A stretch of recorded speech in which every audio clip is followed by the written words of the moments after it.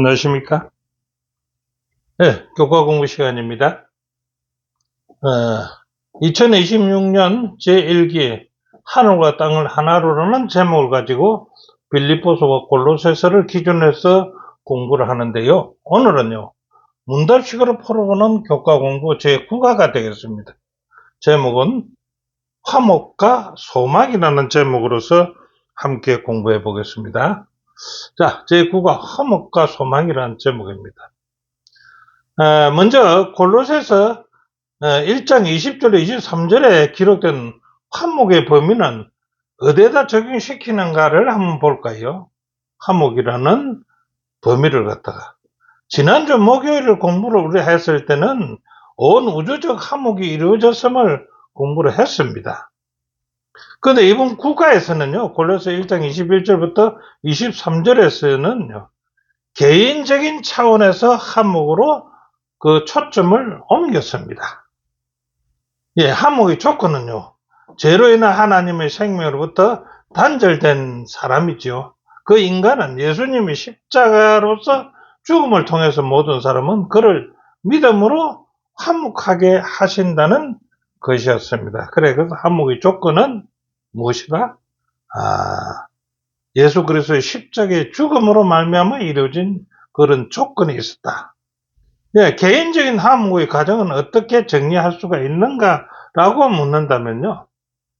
개인적인 화목의 과정은요. 과거로 보면요. 죄로 인해 하나님과 원수되었던 상태에서 우리는 있었지요. 자, 현재는요. 그리스도의 육체의 죽음을 통해서 거룩하고 흠없고 책망할 것이 없는 자가 되었습니다. 현재는. 그 조건은요. 복음을 붙들고 믿음 안에 거할 때 하나님의 사랑이 화목된 삶으로 변화시켜 준다는 것입니다.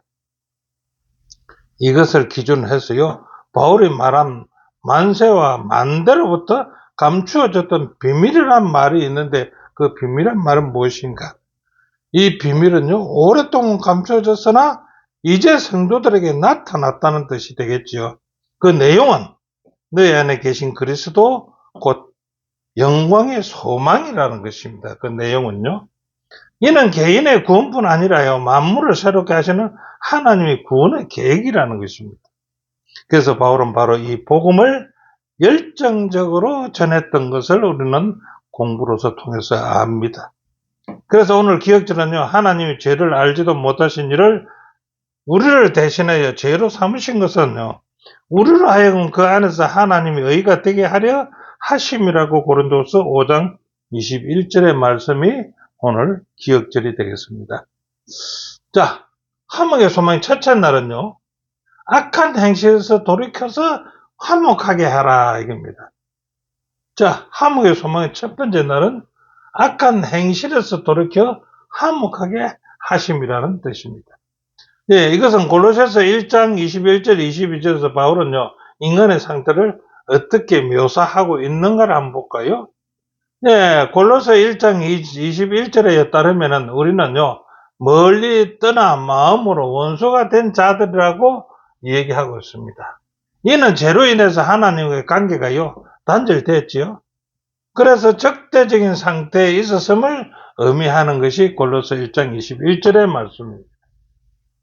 자, 바울은 그리스도에 의해서 분리된 인류를 죄성과 이기심, 폭력과 불의는 여전히 존재한 어두운 모습으로서 묘사하고 있습니다.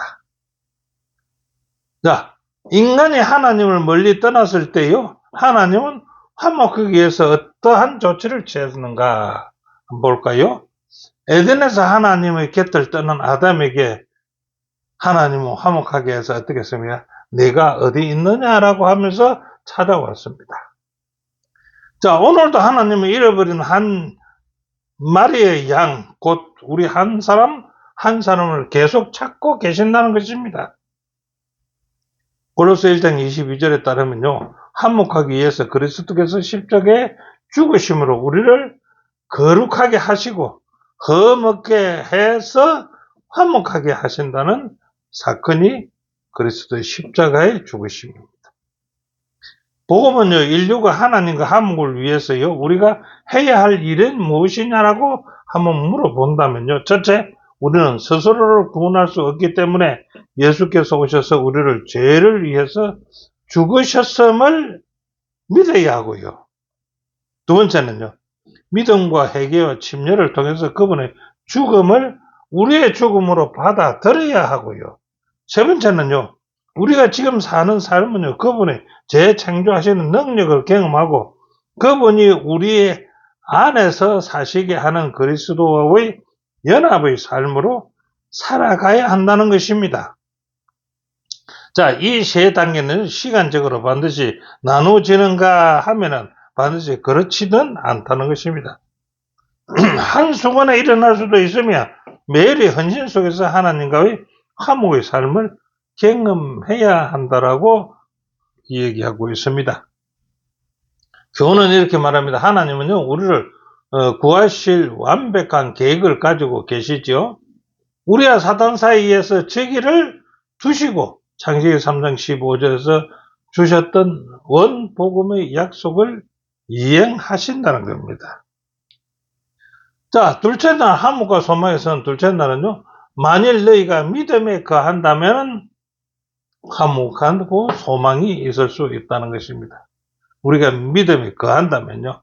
고린도서 1장 23절에 만일 너희가 믿음에 거하고 터위에 굳게 서서라는 세 단어의 의미는 무엇인가 라고 묻는다면은 이 세 단어 첫째가 만일입니다. 만일. 골로새 1장 23절의 시작 부분에는 만일은 그 조건이 사실임을 전제로 한 조건이고 이것이 바울은요 골로새 성도들이 확실히 믿음 안에 거할 것이라는 확신으로서 그들을 격려하면서 만일이라는 단어를 썼다는 것입니다. 두 번째는요, 너희가 믿음 안에 거하고입니다. 거하다는 말은 헬라어 에피메노라고 얘기하는데 계속하다는 뜻이라는 것입니다. 단순히 한 번 믿는 행위를 의미하는 것이 아니라는 것입니다. 이미 받아들인 복음의 진리 위에 계속 머무르 지속적으로 서 있는 상태를 거하다라는 헬라어 에피메노라는 뜻입니다. 자, 이 단어 사용은 예를 들어보면 서기관들과 바리새인들이 간음하다가 잡힌 여인들에게 어떻게 해야 할지를 예수님께 계속해서 졸라댔을 때 그것을 답변을 요구할 때 사용했던 것이 뭡니까? 에피메노라는 것입니다. 두 번째는요, 로데가 베드로의 목소리를 알아듣고 문을 열어줘야 되는데 잠근 채 안으로 달려가 다른 사람들에게 알린 후에 그런데 베드로는 계속해서 문을 두드리지요. 이때 사용된 용어가 에피메노라는 것입니다. 거하다. 그 다음에 터위에 굳게 서서라는 거, 터위에 굳게 서서. 터위에 굳게 서라는 표현은요, 하나님 말씀에 근거한 믿음과 사랑의 견고한 기초를 놓았음을 의미한다라고 마태복음 7장 25절과 에베소 2장 20절, 에베소 3장 17절을 참고해보면 그렇다는 겁니다.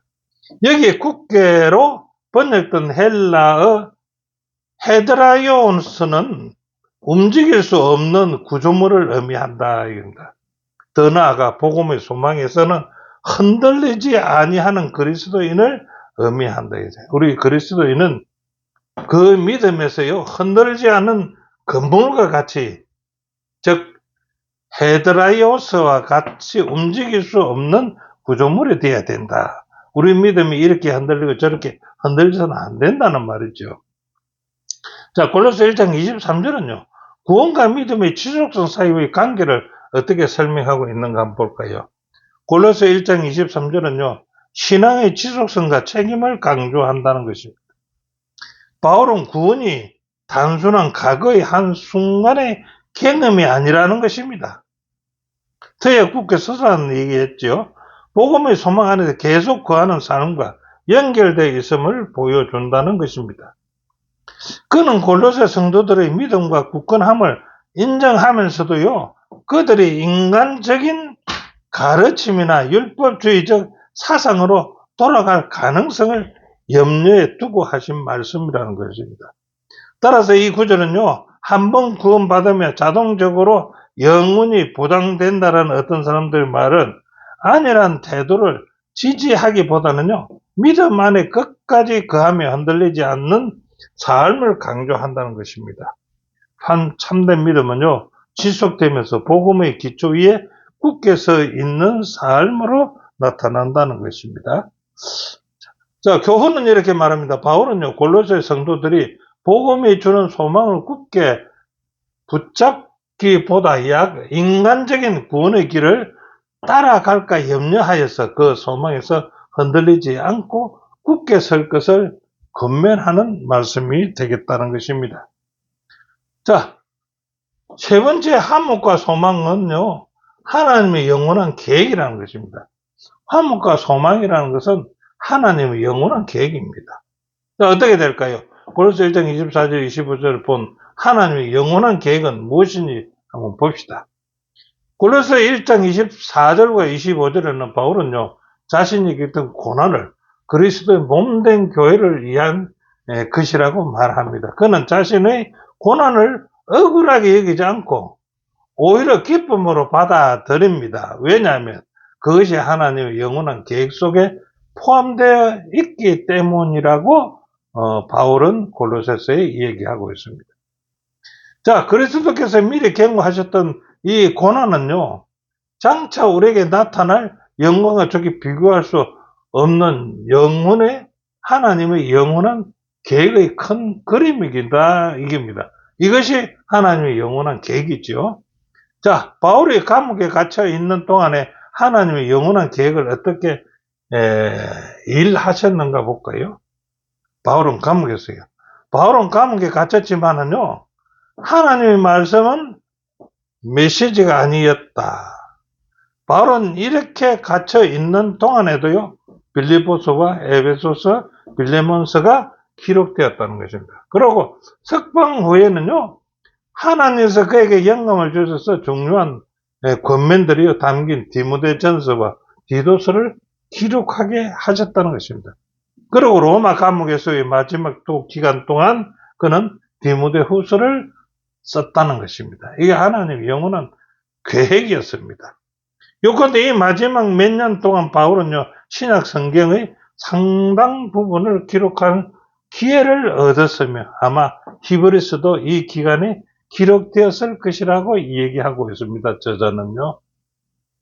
자, 영원한 계획을 위해서 바울이 했던 사건입니다. 골로새 1장 25절에서 말한 청지기 직분요. 오이코노미아라는 무슨 의미이며 그의 직분의 이해는 무엇인가? 자, 오이코노미아는요, 하나님의 다스리시는 갱륜, 곧 구원의 계획을 이루어 가시는 하나님의 방법을 의미한다. 이렇게 얘기합니다.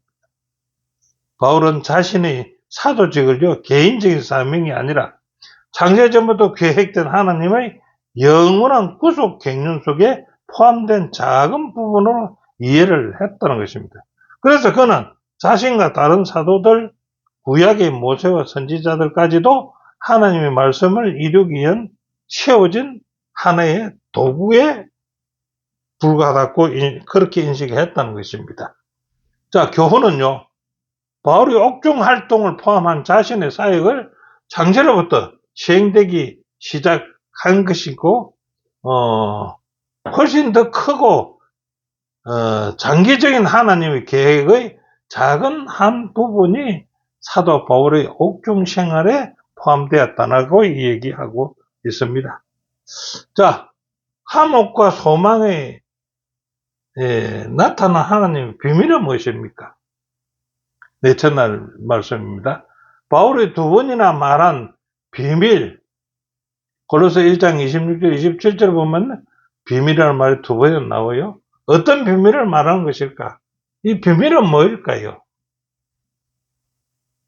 바울은 다른 곳에서 하나님의 비밀을 언급하면서 이는 우리의 영광을 위해서 만세 전에 미리 정하신 하나님의 영원한 목적이며 구원의 계획이라고 말합니다. 뭐라고요? 하나님이 미리 정하신 영원한 목적, 구원의 계획이라는 겁니다. 자, 베드로는 이 진리를 선지자들이 예견했고 천사들도 살펴보기를 원하는 것이라고 기록했습니다. 이 비밀은요, 창세전부터 미리 계획되었고 영세전부터 감추어졌던 것이라고 얘기합니다. 로마서 16장 25절요.